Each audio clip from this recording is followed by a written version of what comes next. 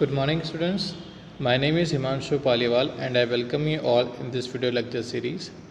Subject is science, and in this class we are continuing our third chapter, atoms and molecules. So finally आज आपकी इस chapter की theory finish हो जाएगी. कुछ डेफिनेशंस हैं जिसके बारे में बात करते हैं. सबसे पहले है ग्राम एटॉमिक मास. देखो काफ़ी इजी है. जो आपका एटॉमिक मास था उसको हम नॉर्मल कंडीशन में किस में रिप्रेजेंट करते थे? एटॉमिक मास यूनिट में. लेकिन अगर आप उसी चीज़ को ग्राम में रिप्रेजेंट करो या फिर ग्राम में मेज़र करो तो उसको हम क्या बोलेंगे? Gram atomic mass. ठीक है. आपको बस इसमें एक चीज़ ध्यान रखना है कि आपका जो 1 ग्राम ऑफ एटॉमिक मास होगा वो किसके इक्वल होगा? 1 ग्राम ऑफ एटम के. और उसमें कितने सारे एटम्स प्रेजेंट होंगे? 6.023 इंटू 10⁻23, जो कि हम पहले भी देख चुके हैं एक बार. ठीक है. तो आपको अगर मास ऑफ 6.023 इंटू 10⁻23 एटम्स लिखा हो या फिर क्या लिखा हो 1 ग्राम एटम या फिर क्या लिखा हो 1 ग्राम एटॉमिक मास, ये तीनों क्या है? सेम ही चीज़ है. इसी तरीके से एक और एक ग्राम मॉलिक्यूलर मास. तो अगर हमने लास्ट स्लाइड में एटम की बात करी थी, यहाँ पर हम किसकी बात कर रहे हैं? मॉलिक्यूल की बात कर रहे हैं. सेम चीज़ है.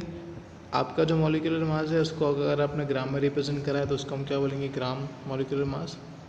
इसमें भी आपको वही चीज़ ध्यान रखना है कि अगर आपको 1 ग्राम ऑफ मॉलिक्यूलर मास बोला है या फिर 1 ग्राम मॉलिक्यूल्स बोला है या फिर क्या बोला है?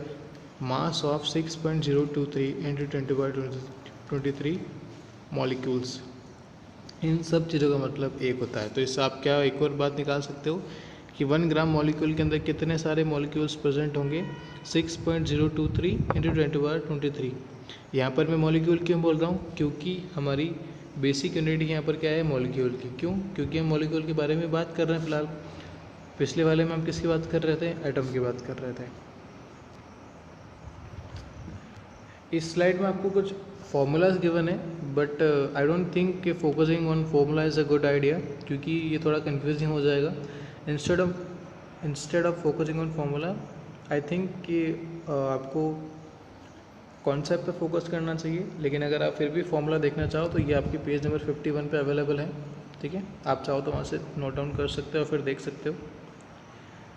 एग्जाम्पल नंबर 3.3 ये उसी नेक्स्ट पेज पर 52 पर है.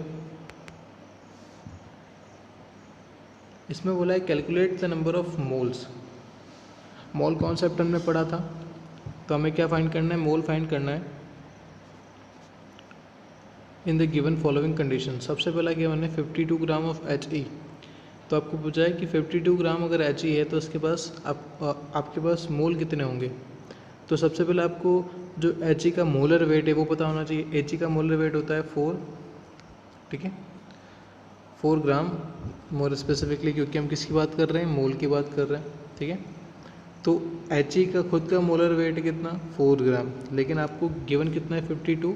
तो आप क्या करो? 52 को किससे डिवाइड कर दो? 4 से. कितना आ जाएगा? 13. या आप ऐसे हिसाब लगा सकते हो कि एक He का वेट है 4 ग्राम. टोटल आपको वेट गिवन है 52 ग्राम. तो 52 ग्राम में कितने He अवेलेबल होंगी? आप इसको डिवाइड करोगे तो 13 आपका आंसर आ जाएगा. मोलर वेट आपको याद होना चाहिए. ग्राम एटॉमिक वेट और ये जितने भी वेट है लगभग सब सेम है, सिर्फ फ़र्क पड़ता है किसका? यूनिट का, बस.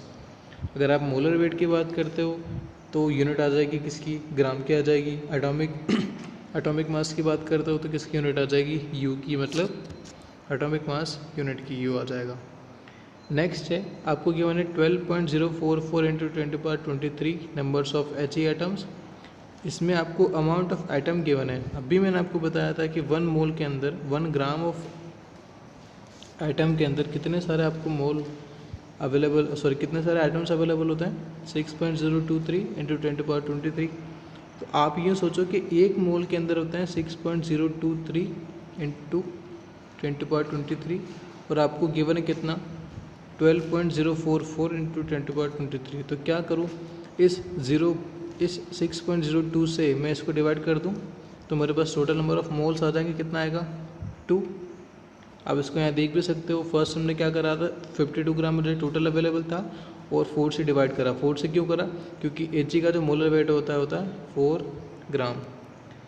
नेक्स्ट वही 1 मोल के अंदर आपको अवेलेबल होता है 6.022 या फिर 23, जो आपको लेना चाहे वो ले सकते हो, इंटू 10⁻23 आइटम्स। आपको total number of items given था, आप उसको 6.023 से डिवाइड करोगे तो कितना आ जाएगा आपका 2 आ जाएगा। इसी को हमने क्या बोला था, एवोगैड्रो नंबर भी बोला था, अगर आपको याद हो तो। नेक्स्ट एग्जांपल देखना, calculate the mass of the following. अब इस वाली स्लाइड में हमने क्या करा था, क्वेश्चन में आपको मास गिवन था, फिर नंबर ऑफ आइटम्स गिवन थे और उससे मोल निकाला था। नेक्स्ट क्वेश्चन में हमें क्या करना है, मोल गिवन है और मोल से क्या करना है, हमें उसका मास निकालना है। तो उसमें भी सेम कॉन्सेप्ट है, आपको मोलर मास तो यहाँ पर भी पता होना ही चाहिए, ठीक है। फर्स्ट क्वेश्चन है आपको 0.5 मोल्स ऑफ नाइट्रोजन गैस। तो नाइट्रोजन गैस में कितने आइटम्स होते हैं, N2 मतलब 2 आइटम्स हो जाएंगे, ठीक है। N2 गैस की अगर मैं बात करूं तो N2 गैस का मोलर वेट होता है 28। क्यों, क्योंकि नाइट्रोजन का होता है कितना 14, नाइट्रोजन का होता है 14, तो हमारे पास कितने सब्सटेंस है इसके 2 है ना। तो आप क्या करोगे, इसको इंटू 2 करोगे, कितना आ जाएगा 28 ग्राम।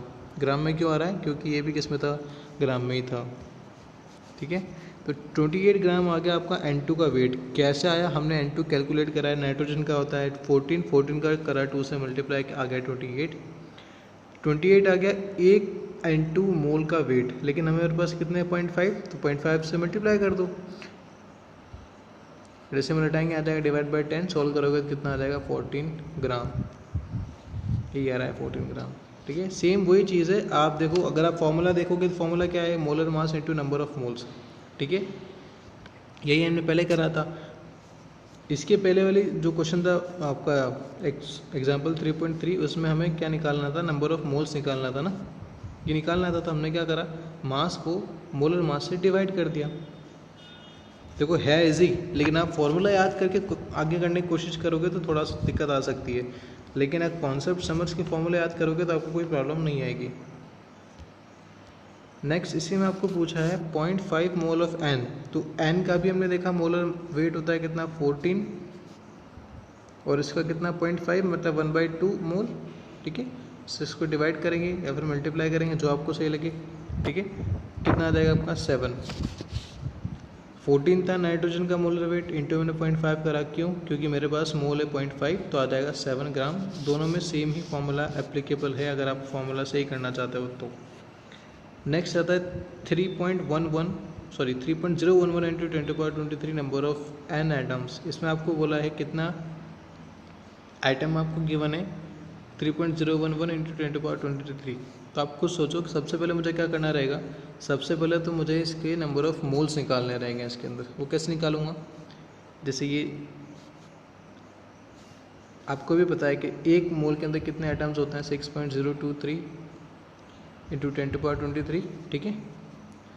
और मेरे पास कितने आइटम्स है 3.011 इंटू 10⁻23। अब इसको सॉल्व करोगे कितना मोल आ जाएगा 0.5, तो 0.5 तो आ गया मोल, और एक मोल का वेट कितना है 14 ग्राम। तो 14 से 0.5 को मल्टीप्लाई करोगे, इसका भी क्या आ जाएगा आंसर 7 आ जाएगा। इसी तरीके से नेक्स्ट क्वेश्चन है 6.022। तो 6.022 इंटू 10⁻23 को आप इसी नंबर एवोगैड्रो नंबर से डिवाइड करोगे तो आपका मोल आएगा कितना 1। लेकिन ध्यान रखना है इसमें N2 की बात करिए तो आप 1 को किससे मल्टीप्लाई करोगे 28 से करोगे। क्यों, क्योंकि N2 का जो मॉलिक्यूलर मास होता है फिर मोलर मास होता है वो कितना होता है 28 होता है। ये थोड़ा सा होच पोच हो गया इधर, लेकिन आप थोड़ा फोकस करना, इजी क्वेश्चन है। बस फॉर्मूला से करना चाहोगे तो प्रॉब्लम में आ सकते हो, क्योंकि फॉर्मूला रटने पड़ेंगे। मैं चाहता हूँ कि पहले आप कॉन्सेप्ट समझ जाओ, फिर चाहे तो रट लेना, वो थोड़ा इजी पड़ेगा। तो यहाँ पर आपका जो चैप्टर है वो फिनिश होता है। नेक्स्ट क्लास में हम जो इसके क्वेश्चन आंसर्स हैं उनको देखेंगे। Thank you.